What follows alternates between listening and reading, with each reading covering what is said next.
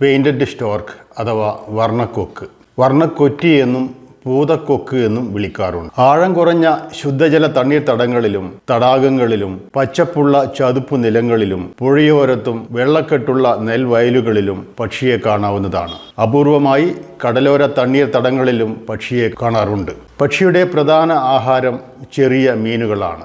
ആഴം കുറഞ്ഞ വെള്ളക്കെട്ടുകളിലാണ് ആഹാരം തേടുന്നത്. തവളകളും ചെറിയ ഉരകങ്ങളും ഒച്ചുകളും ഞണ്ടുകളും പുഴുക്കളുമൊക്കെ ആഹാരമാക്കാറുണ്ട്. പക്ഷി തൻ്റെ നീളമുള്ള പാതി വിടർത്തിയ കൊക്ക് വെള്ളത്തിൽ മുക്കിവെച്ച് തല ഇരുവശങ്ങളിലേക്കും ചലിപ്പിച്ചും കാലുകൾ കൊണ്ട് ചെളിയിൽ തപ്പിയും വെള്ളം കലക്കിയുമാണ് ഇര പിടിക്കുന്നത്.